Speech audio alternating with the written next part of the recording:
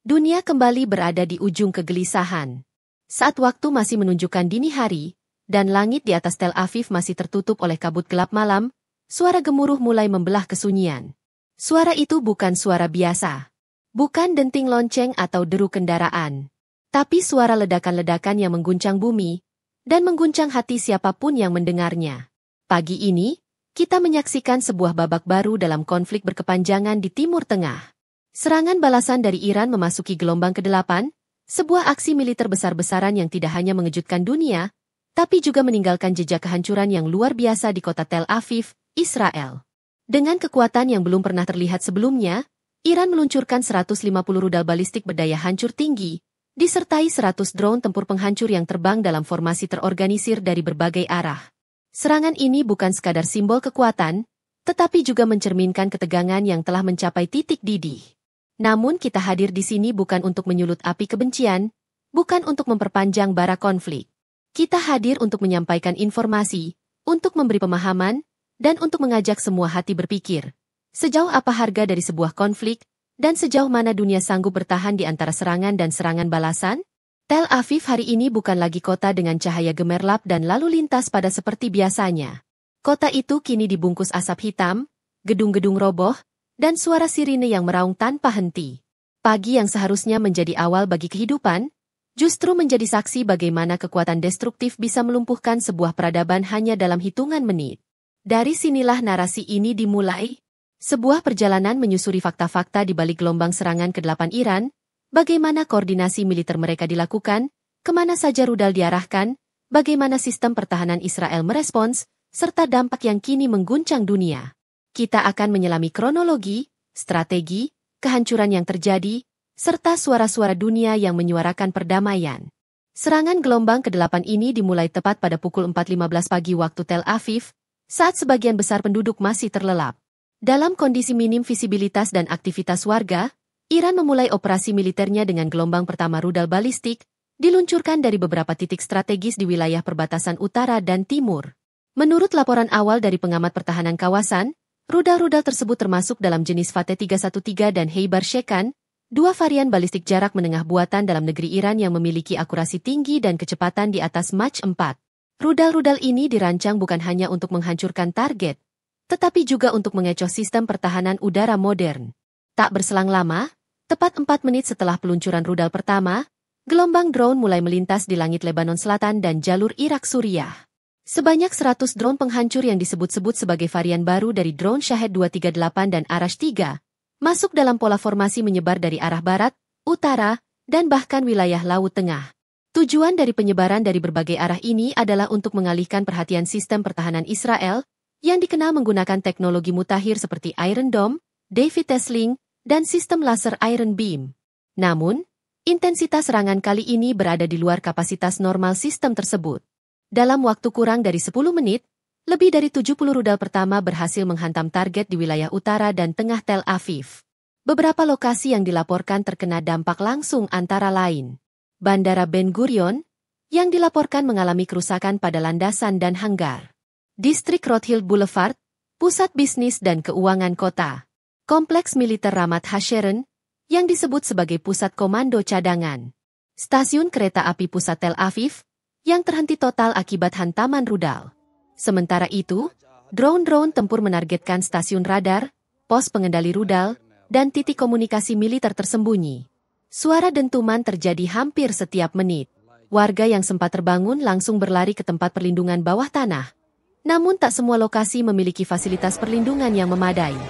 Video-video amatir yang tersebar di media sosial menunjukkan cahaya terang dari ledakan rudal, diikuti kepulan asap hitam besar yang menutupi sebagian besar langit kota. Beberapa drone yang berhasil ditembak jatuh-jatuh ke kawasan permukiman, menyebabkan kebakaran besar. Sistem pertahanan udara Israel pun berusaha semaksimal mungkin. Tercatat lebih dari 300 peluru pencegat diluncurkan untuk menghancurkan rudal dan drone yang masuk.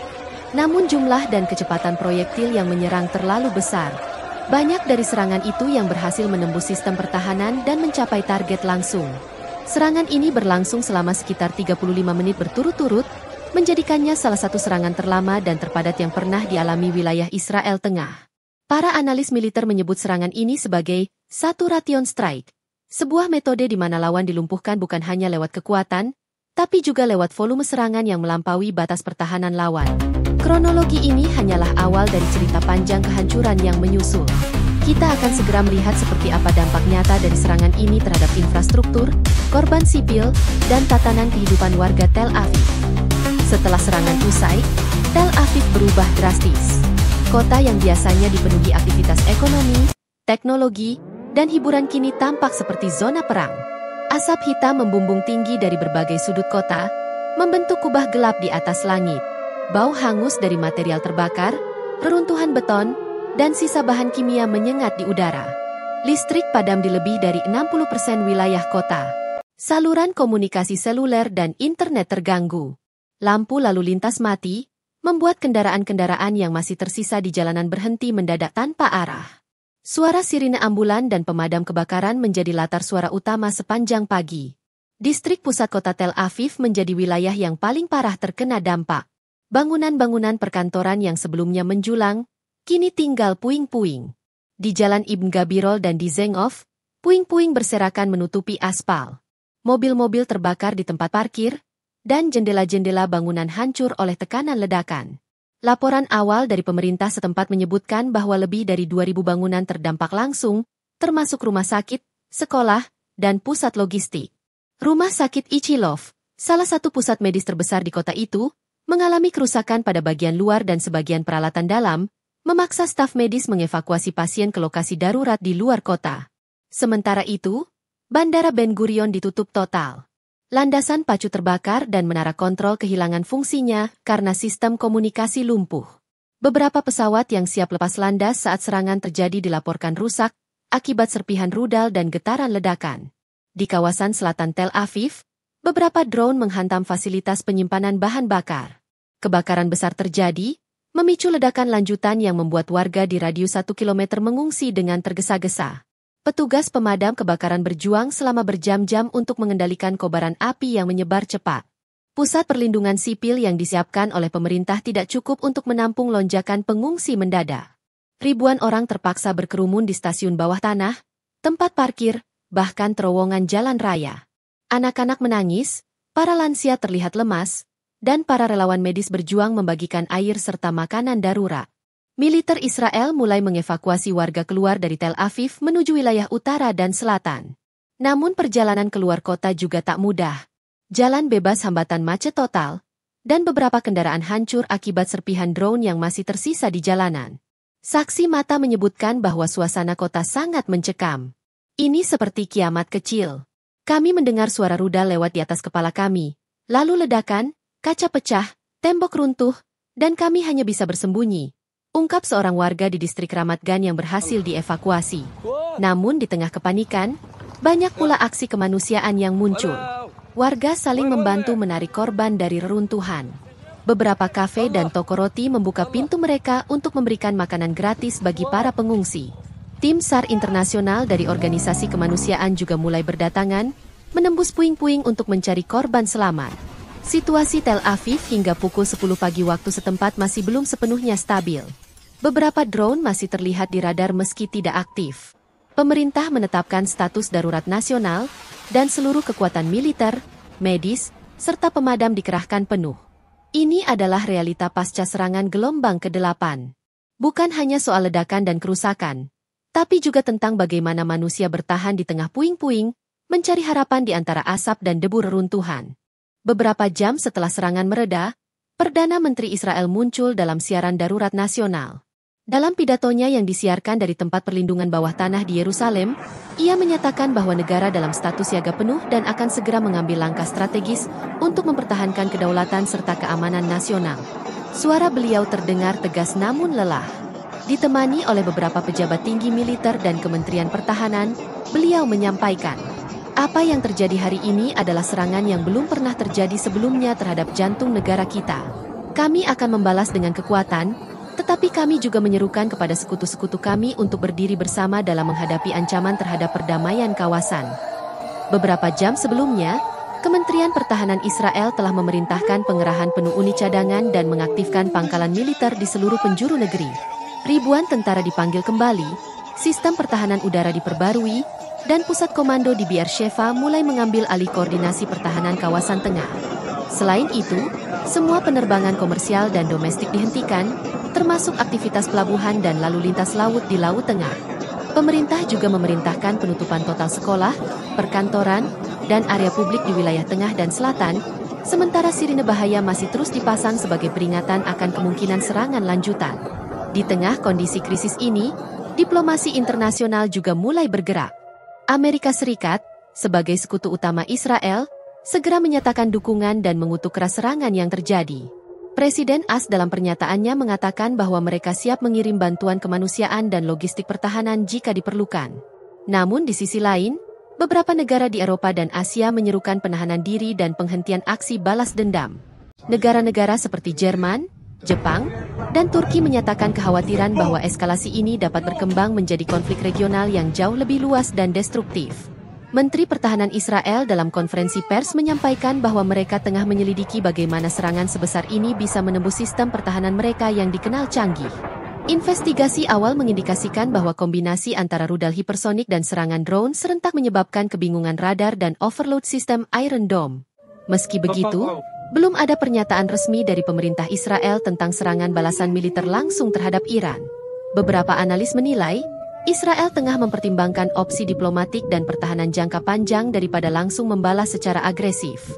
Fokus utama saat ini adalah penyelamatan, evakuasi, dan pemulihan kondisi masyarakat sipil. Di tingkat masyarakat, reaksi warga sangat beragam.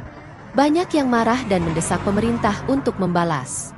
Namun tak sedikit pula yang justru menyerukan perdamaian, karena merasakan secara langsung betapa mengerikannya dampak dari konflik bersenjata ini.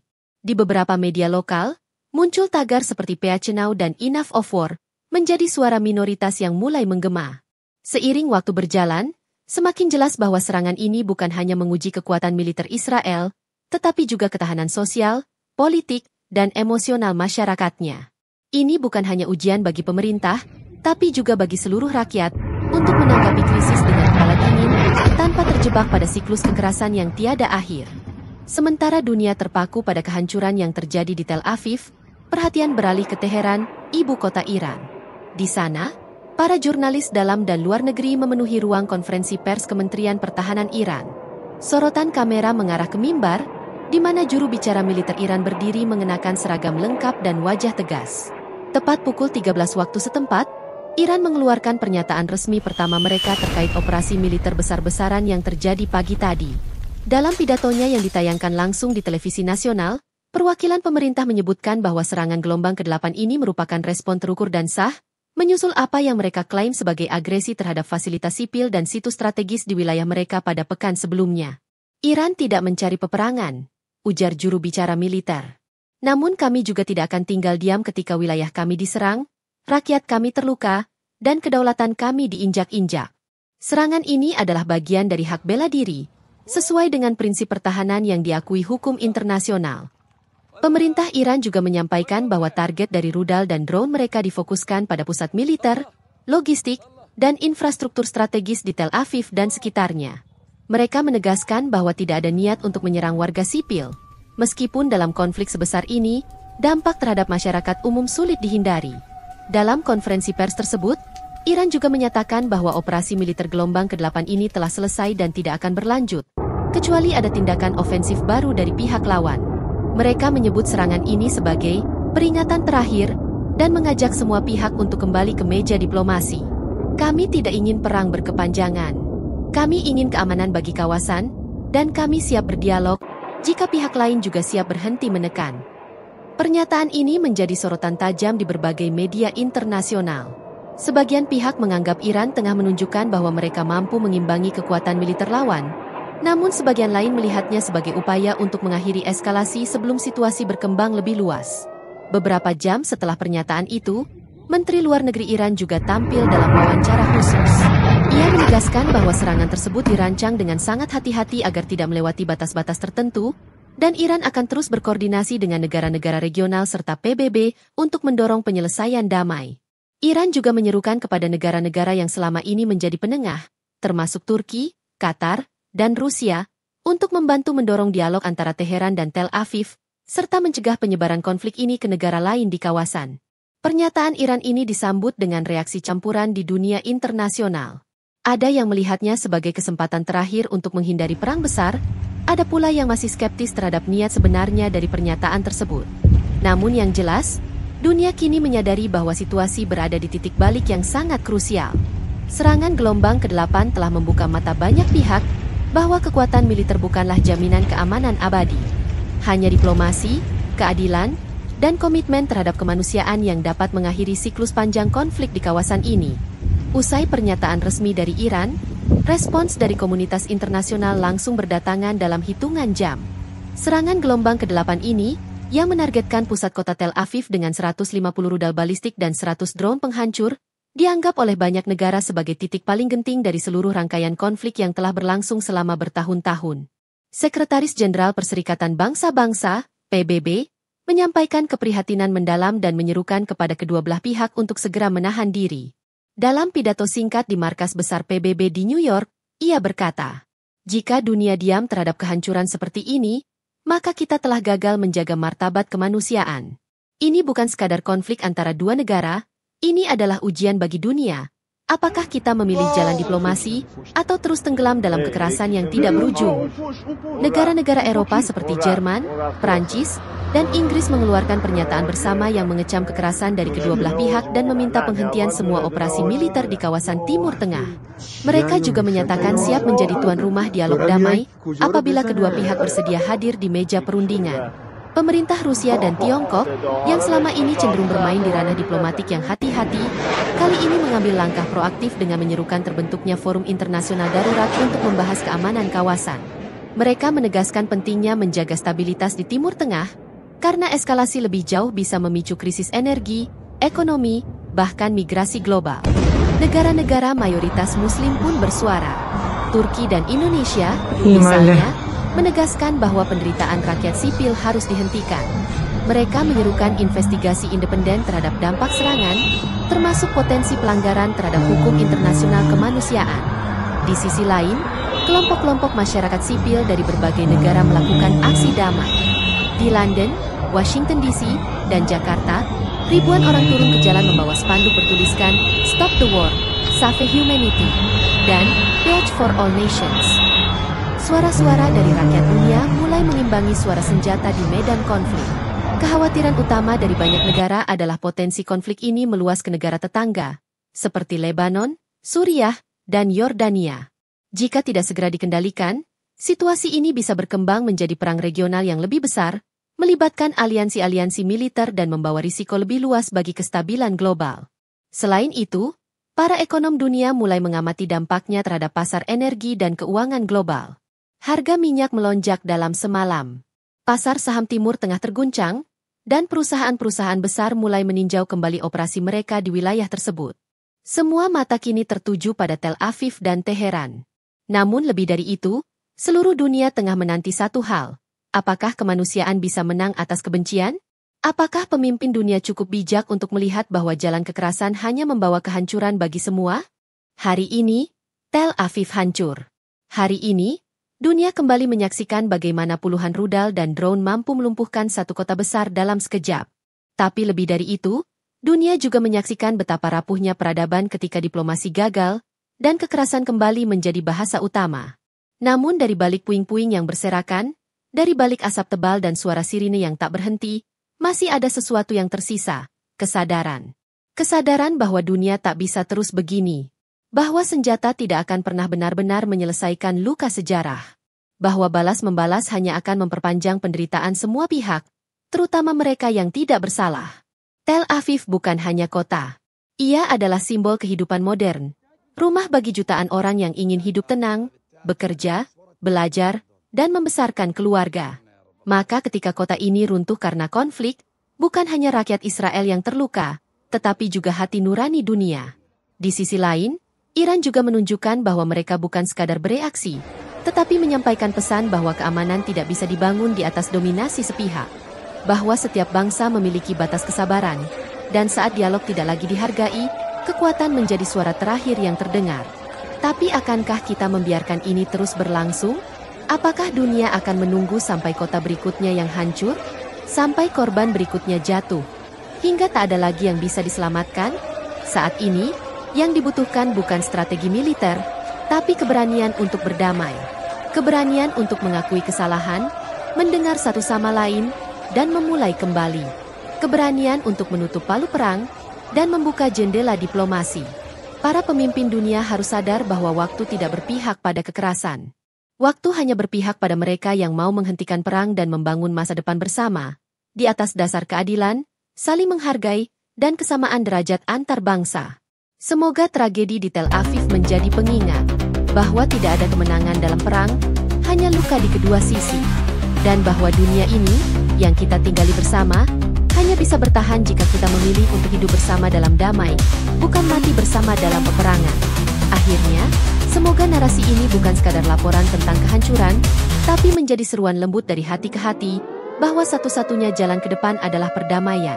Karena pada akhirnya, tidak ada yang lebih kuat dari suara kemanusiaan yang bersatu.